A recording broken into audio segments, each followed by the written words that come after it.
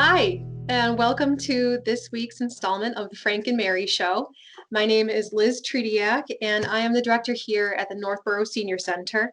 Usually I would have Arthur Bergeron, who's an elder law attorney with Merrick O'Connell, with us here, but he couldn't make it today, and he, for some reason, trusted me to do the show without him. So let me introduce you to Frank and Mary first. Who are Frank and Mary? They're our fictional couple who live in Northborough. They want to stay in their house and live in Northborough through to the end of their lives.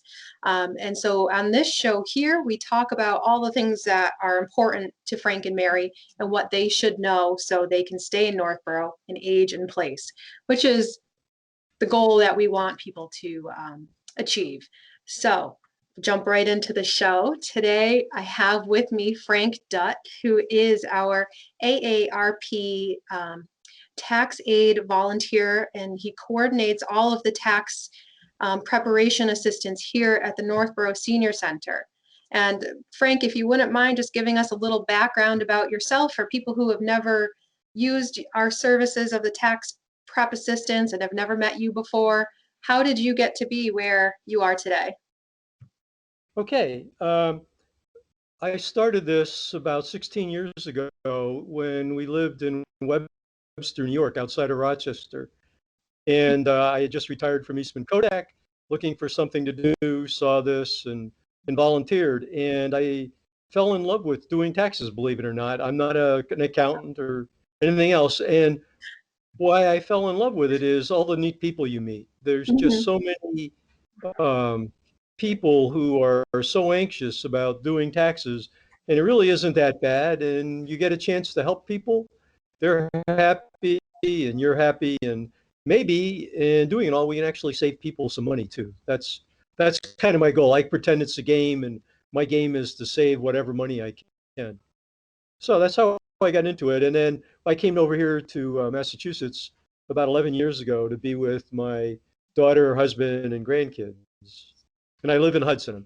I'm not a Northborough person, but I actually started doing this when I moved here. The only vacancy was at the center in Northborough. So I started, and at the time we did about 30 returns, and we're now up to close to 150. So over the ensuing 11 years, we really grew a lot.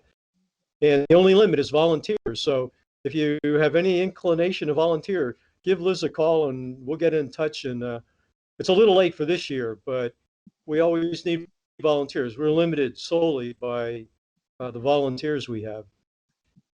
Wow.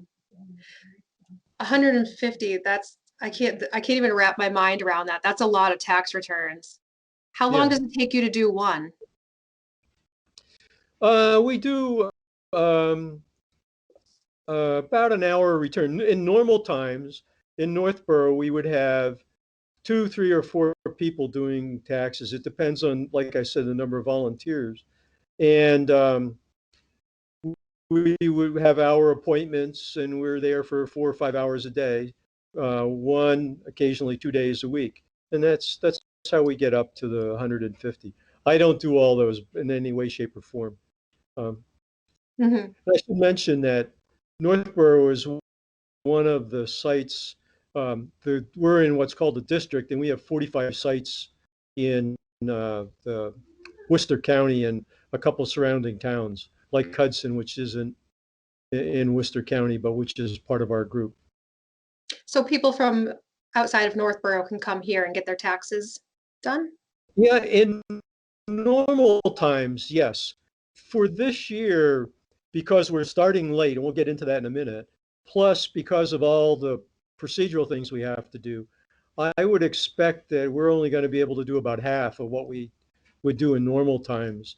So by law, we cannot exclude people, but we can give preference the first couple of weeks to the local residents, and then we'll open to everybody.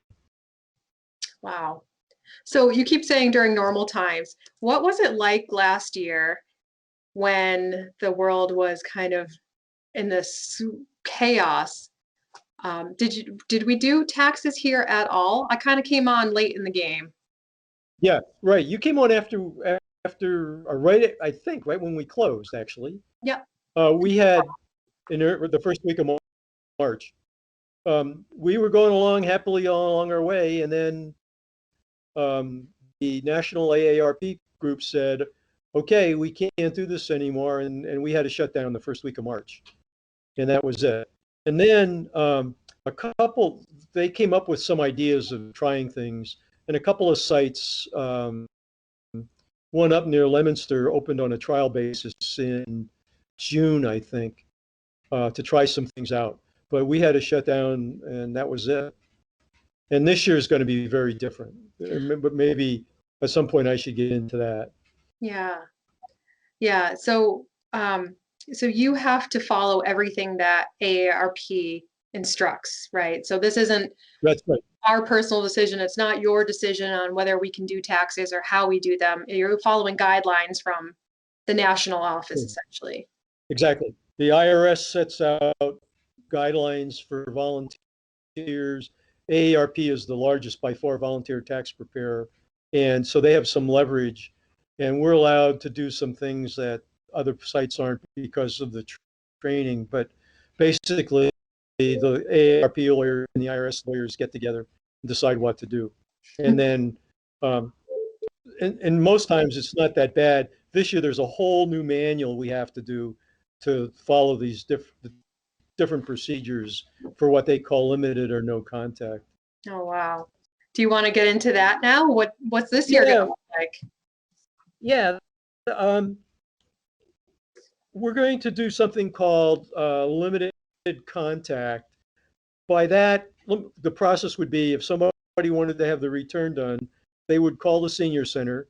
The senior center would have a very short conversation, get their name and phone number, and if they have internet, and ask a few simple questions uh, to eliminate things that we can't do, so they doesn't get run in the process.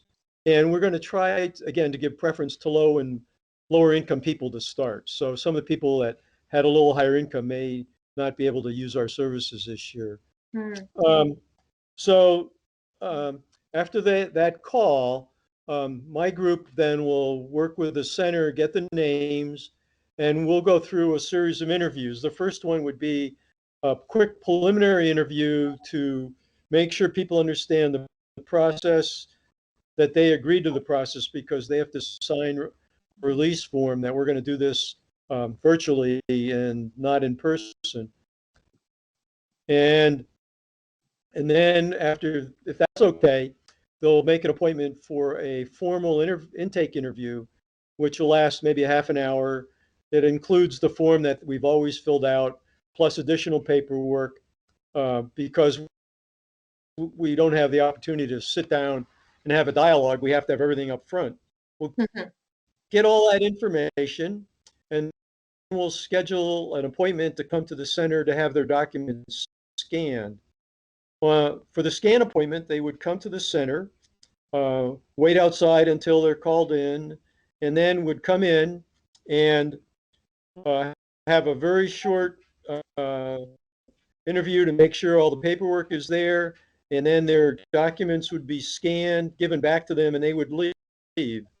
We're planning on that being 15 minutes or less. Very limited contact with face shields and masks and all the other things to keep people safe. So we now have the scanned information. We would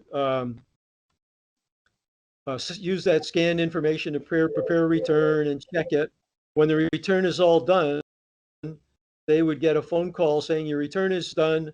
If they have the internet, do an online review of the return. If not, we would do the best we can over the phone. And if they're okay, they would come back into the center for a very short 5-minute appointment to sign the release form and to pick up a copy, and we're all done. And then we would e-file, obviously. But so that's the process. 2 limited contacts, less than 20 minutes total. Everything else is done behind the scenes. Yeah. It sounds like a lot of steps, but it's really the steps are in the logistics and the planning. It's pretty simple for people who are calling us and getting their appointment scheduled. Just get your paperwork That's right. together. The idea is, yeah, the idea is that it's minimal impact to the taxpayer. It's a lot of extra work for us setting it up and then initiating all these calls. And like one of the other downsides, I'll miss what I enjoy is interacting with the people, because that's harder to do on the phone call. And the other thing is that we can't use our private phones. We'll be doing all this via Google Meet, and it'll be transparent to people. Like, they just won't know our phone numbers. Oh, Another requirement from the IRS, wow. anonymity of the people doing the return. Well, that's great. I mean, it keeps everyone's information safe and secure and protects people's Yeah, privacy. yeah. Um, is there anything else that people should know about taxes this year? Well, the big, yeah, the big thing this year is all the stimulus payments. Um, Most taxpayers were eligible for two stimulus payments, one back in the May time period, which was $1,200 for the taxpayer, $1,200 for a spouse, and then $500 for each dependent under 17. And then, so for seniors, basically $2,400, a married Mhm. couple, 1,200 single. And then a second payment in January of $600 for the taxpayer, spouse, and any dependent under 17. Um, those payments were based on the 2019 income tax. And if you didn't file income tax, especially if you didn't have a refund, there was problems of where they sent the money. And if you never filed a tax return, which includes a fair amount of seniors who have Social Security and low income, they may or may not have gotten that money, but they're eligible for it. And the only way to get it is to file a 2020 tax return. Technically, all those payments were in advance of a refund on the 2020 tax return. So if you didn't get the money and you thought you should have, for whatever reason, the only way to reconcile that is to file a 2020 tax return. There's no place you can go to. Even if you think you got a check and it was lost, you have to file a tax return, and then you'll ask for the money. They say we already sent it, and that'll start the dialogue. There's no special number to call or anything else. So I can imagine for um, some taxpayers, especially older couples that don't have a computer and don't know much about this and never filed a tax return, they could have up to what is it, $3,600 waiting for them if they would file a tax return. Wow. Yeah, wow. That's Yeah, so important because that question has come up when people have called in earlier this year, even asking about um, their stimulus checks. And I haven't, before talking to you right now, I haven't seen that information out anywhere. So yeah. if people have questions about where their stimulus money is, call here to the senior center. We'll set you up with an appointment for filing your 2020 tax return. And Frank, was there anywhere else that they could, or you would recommend they find information on Well, this? they can go to irs.gov. Right on when you go to that website, right there, there's a thing that says, "Where's my stimulus payment?" And if you click on that, um, there's a way to see if they sent one to you. You need some information. Um, and then basically what I just recited is on that site, and they can confirm it, including said in a much nicer way. Don't call us. We don't answer the phones. You have to file a return. Said a little nicer, but it comes through pretty strong. Oh, geez. So people at home who are watching this, if you want to call and schedule your 2020 tax return, we have been asking people to call us after February 15th to give us a little bit of time to plan. we're filming this today, which is the 9th. So hopefully on the 15th, we don't have a massive tidal wave of people calling us, but we're here and ready to answer the phones and ready to start booking appointments for March.